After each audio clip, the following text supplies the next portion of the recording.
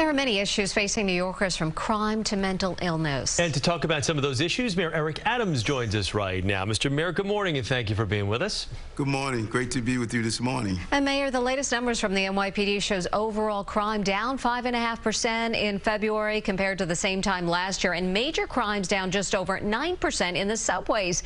So does this mean New Yorkers are safer?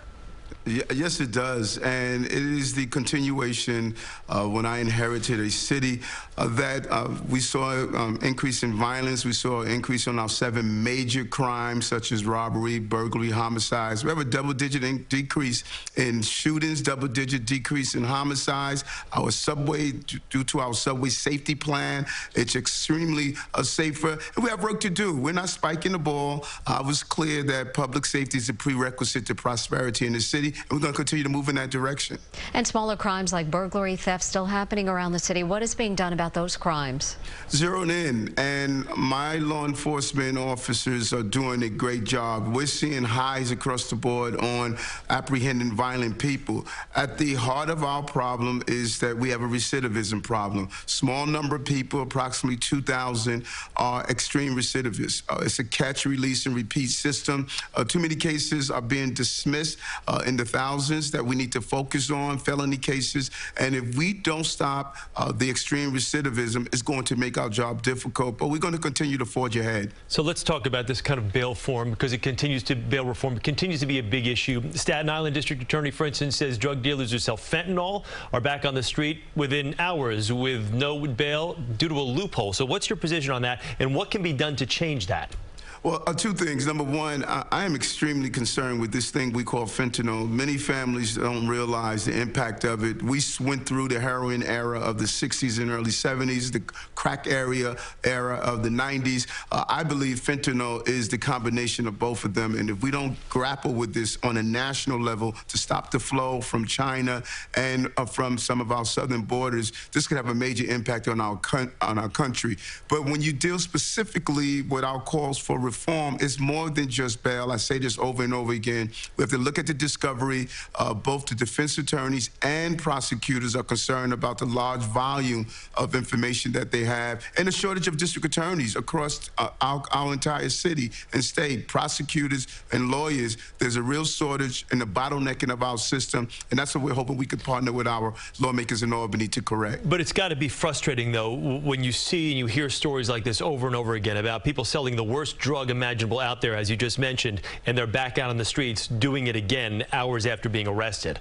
Yes, it is. It's extremely frustrating. And our reforms of public safety and ensuring we find that balance with justice and safety cannot be tilted far in one way or the other. We cannot be heavy-handed in law enforcement, but we cannot be too lax in those who are creating the violence that we're seeing in our streets. And that balance is possible, and I'm hoping to accomplish that with the leaders in Albany this year. Mayor, the city is paying millions of dollars to protesters who were boxed in during the George Floyd protests. Will we see a change in practices by the NYPD during protests? I think we learned a lot from the period of time during the Floyd protests. We learned a lot. Those are unprecedented numbers in our street. And we cannot dismiss the fact that there were a group of people who came to this city that had one thing in mind, and that was not to protest for valid concerns, but to disrupt our city. There were some dangerous people here that threw firebombs at police vehicles, frozen water bottles and bricks and stones. And I think that sometimes when you have that toxic mix of dangerous people and you have those who wanted to peacefully protest, it became something that was out of control. We got to do better. We will do better. And I'm sure we're going to move forward and learn from here. Yeah, Mr. Mayor, if I could just ask you about last Wednesday's, the City Council had an oversight hearing regarding the NYPD Strategic Response Group, but no one from the unit showed up. Any comment on that? There were some issues in the NYPD Legal Bureau with an understanding of how they could have a public discourse, a public conversation around this issue. We always participate in the hearings. You can see the number of hearings our agencies have participated in throughout last year, and we will continue to do so. We respect the body of the City Council. I think the SRG unit, which they call it, I think it's an appropriate tool used effectively, just as we use our our other agency apparatus to keep bringing down these numbers. That's where these numbers come from. Proper policing, not heavy-handed policing, is moving us in the right direction. And Mayor, you just recently unveiled a new phase in your plan to combat mental illness. Do you believe those efforts have also helped bring down crime? Yes, it's a combination. When you look at some of the most horrific, high-profile cases we experienced last year, the young Michelle Go being pushed to the subway tracks and lost her life. Speaking with her parents, I knew how impactful it was. When you look at some of these cases, it's dealing with people who have reached a point of severe mental illness where they can't take care of their basic needs and they're in danger to themselves. We had our first layer of our plan to deal with this issue involve mental health professionals combined with law enforcement when needed, and we saw a great success when we moved it into the subway system with our subway safety plan, but it's a combination. Public safety is a holistic approach dealing with those who are in danger to themselves and those who bring about intentional danger, and we're not leaving one stone unturned and addressing the issue. Mr. Mayor, I want to talk about some of these fires that have been caused by lithium-ion batteries. A scooter caught fire over the weekend. It was a huge fire spreading to a shopping complex. Now, this comes just after the City Council passed a ban on unregulated lithium-ion batteries. While it's still unclear if the battery in this fire was unregulated, is there more that the city is going to have to do to prevent more of these fires? This seems to be a weekly occurrence, if not more. And hats off to Commissioner Kavanaugh.